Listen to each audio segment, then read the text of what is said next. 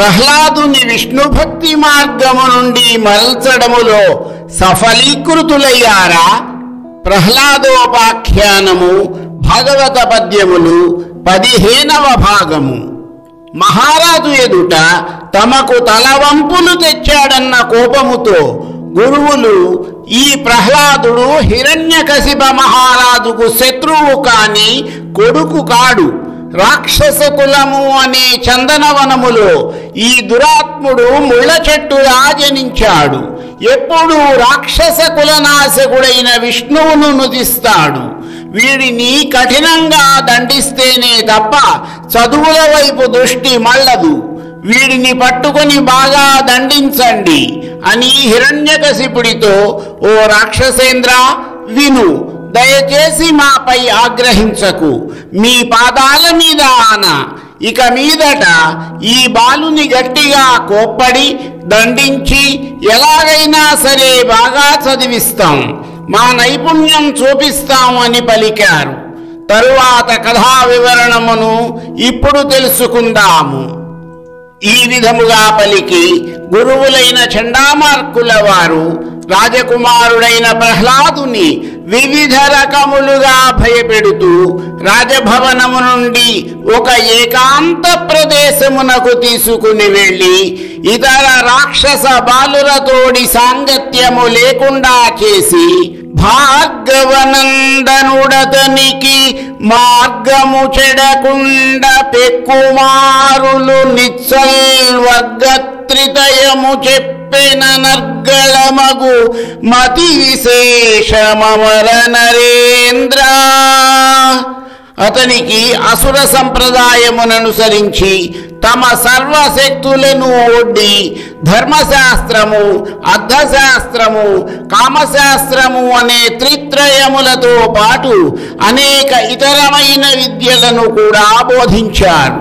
అంతేకాక ఆ విద్యలను ప్రహ్లాదుని చేత అనేక మార్లు వల్లె వేయించారు. అంతేకాకుండా చండామార్కులు తమ శిష్యుడైన ప్రహ్లాదునికి 4 రకములైన ఉపాయములైన మంచి మాటలతో మచ్చిక చేసుకోవడం అనే సామము, వస్తువులను ఇచ్చి మంచి చేసుకోవడం అనే దానము, వారిలో వారికి కలహాలు పెట్టి బెదిరించి తమకు అనుకూలము చేసుకోవడం అనే భేదము, దండించి దారిలోకి తెచ్చుకోవడము అనే దండము మొదలైన చతురోపాయములు అన్నీ బోధించడమే కాక ఆ సామదాన భేద దండోపాయాలను ఉపయోగించే సమయాలు, విధి విధానాలు వివరించి చెప్పారు. అతడు వాటినన్నిటినీ శ్రద్ధగా విన్నాడు. మంచి నీతిమంతుడు అయ్యాడు అని భావించిన గురువులు అదే విషయమును అతని తల్లికి చెప్పారు. ఆమె చాలా సంతోషించి వంశవర్ధనుడు అయిన కొడుకును చక్కగా అలంకరించి తండ్రి వద్దకు వెళ్ళమంది. అప్పుడు గురువు శిష్యుడితో ఇలా అన్నారు: త్రిపకుమన్న మామతము దీర్ఘములైన త్రివర్గ పాఠముల్ తప్పకుమన్నా నేడు మన దైత్యవరేణ్యుని మ్రోలనేమున్ చెప్పిన రీతిగాని మరి చెప్పకుమన్న విరోధి శాస్త్రముల్ విప్పకుమన్న దుష్టమగు విష్ణు చరిత్ర కదార్థజాలముల్. కుమార ప్రహ్లాద, ఇవాళ మీ తండ్రి గారి సన్నిధిలో మేము చెప్పిన విషయములు మరచిపోకు. ఆ చదువులకు వ్యతిరేకంగా చెప్పకు. గొప్పవైన ధర్మశాస్త్రం, అర్థశాస్త్రం, కామశాస్త్రం అనే త్రిత్రయాల పాఠాలు జాగ్రత్తగా మరచిపోకుండా చెప్పు. మేము నీకు బోధించిన నీతి పాఠాలు తప్ప మరింకేవీ కూడా మాట్లాడకు. పొరపాటున కూడా మన విరోధి అయిన విష్ణుమూర్తి మాట మాత్రం ఎత్తకు. దుష్టమైన ఆ విష్ణుని కథలను గురించి అసలే ప్రస్తావించకు. జాగ్రత్త నాయన అని బుజ్జగించి బాలుని రాక్షసరాజైన హిరణ్యకశిపుని సన్నిధికి తీసుకువచ్చారు.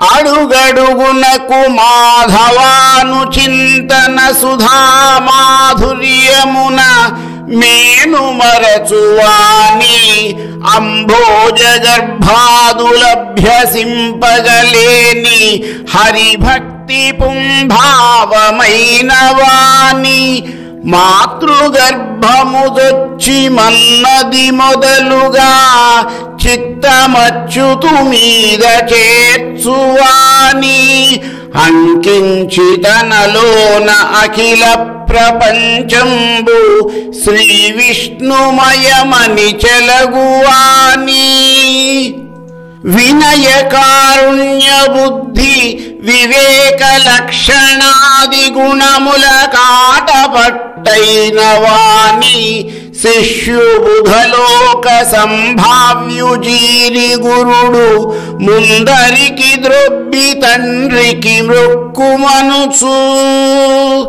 ప్రహ్లాదుడు ప్రతి క్షణములోనూ అడుగడుగున విష్ణువును ధ్యానిస్తూ ఆ ధ్యానామృత మాధుర్యంలో ఓలలాడుతూ ఒడలు మరచి ఉంటాడు. బ్రహ్మాదులు సైతము సాధించలేని హరిభక్తి రూపం దాల్చిన వానిలా ఉంటాడు. మాతృగర్భములో ప్రవేశించినప్పటి నుంచి కూడా అతని మనసు నిండా విష్ణువు మాత్రమే నిండి ఉన్నాడు. ఈ సమస్త లోకములు విష్ణుమయములే అని తన మనసులో దృఢంగా నమ్మేవాడు. అణకువ, దయ, వినయము, కారుణ్యము మొదలైన సుగుణములు అన్నిటినీ నిండుగా కలిగి ఉన్నవాడు. జ్ఞానులచే గౌరవించబడేవాడు. అటువంటి ఉత్తముడైన తమ శిష్యుడు ప్రహ్లాదుడిని పిలిచి వారు నెమ్మదిగా తండ్రి ముందుకు నెట్టి నమస్కారము చెయ్యమని చెప్తూ హిరణ్యకశిపునితో ఇలా అన్నారు. శిక్షించితి మన్యములగు పక్షంబులు మాని నీతి పారవుడయ్యన్ రక్షోవంశాధీశ్వర వీక్షింపుము నీ కుమారు విద్యాబలమున్. ఓ రాక్షసరాజా, నీ కుమారుడిని చక్కగా శిక్షించి చదివించాము. శత్రుపక్షముల నుండి మనసు మళ్లించాము. నీతి కోవిదుణ్ణి చేశాము. అన్ని విద్యలలో గొప్ప పండితుడయ్యాడు. మీ కుమారుడి విద్యను పరీక్షించవచ్చు. ఈ విధముగా చెప్పిన గురువుల మాటలు విని తనకు వినయంగా నమస్కరిస్తున్న కొడుకుని చూసి చాలా ఆనందించిన హిరణ్యకశిపుడు తనయుడిని దీవించి చేతులు చాచి ఆప్యాయంగా దగ్గరకు తీసుకున్నాడు. అతనిని కౌగలించుకుని ముద్దు చేస్తూ తన ఒళ్ళో కూర్చోబెట్టుకున్నాడు. ఎంతో ప్రేమతో ముంగోళ్ళు సవలించాడు.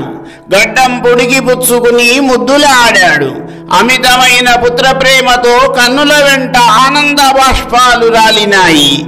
తన కొడుకుతో మెల్లగా తీయగా ఈ విధముగా పలికాడు. మరికొంత కథా వివరణము నా తరువాతి భాగములో.